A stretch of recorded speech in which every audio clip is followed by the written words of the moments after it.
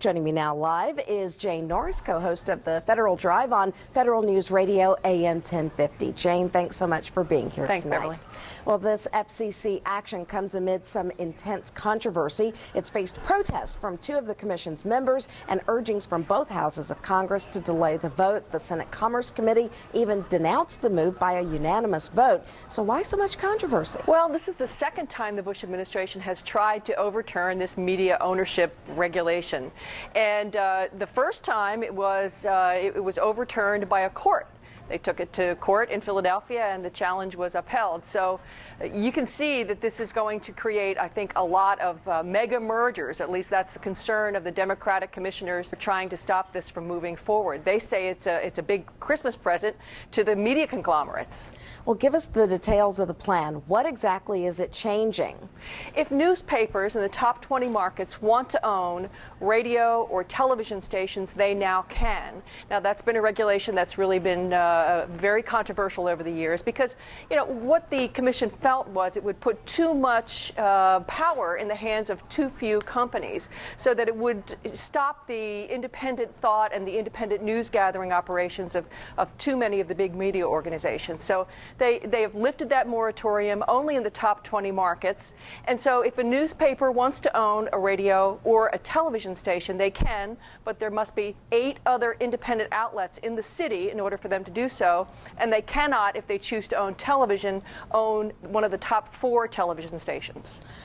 Now, are there still plenty of restrictions? Oh, there are plenty of restrictions. I mean, in terms of, you know, whether or not that partnership moves forward, it has to be in the best interest of the community. So there are still review processes that they need to go through.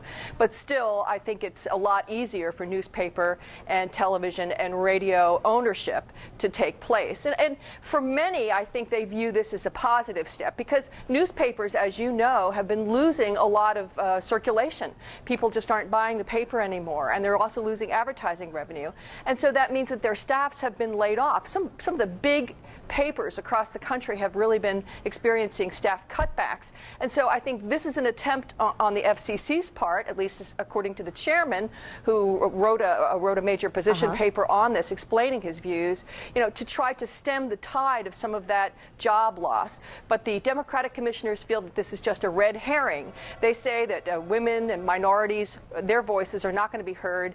There won't be as much in-depth political analysis, and there won't be as news gathering if this moves forward. And there are 25 senators, including Senator Byron Dorgan, who plan to step up and stop this through regulation in Congress. And what are the options for those who are opposed to this? Are there any at this point? I think they can once again go to court, as they did in 2003 when the FCC tried to push regulations, much more comprehensive regulations, which would have allowed 170 markets to actually have newspaper, television, radio ownership rules. So now we're down to just 20 markets or 20 cities. So, you know, if the courts ruled last time that they could block this from going forward, they may be able to do it again. And also, I think Congress is ready and willing to step in, and they've already signaled they're going to take some action. All right, Jane Norris from Federal News Radio, thank you so much for being here tonight. Thanks, Beverly.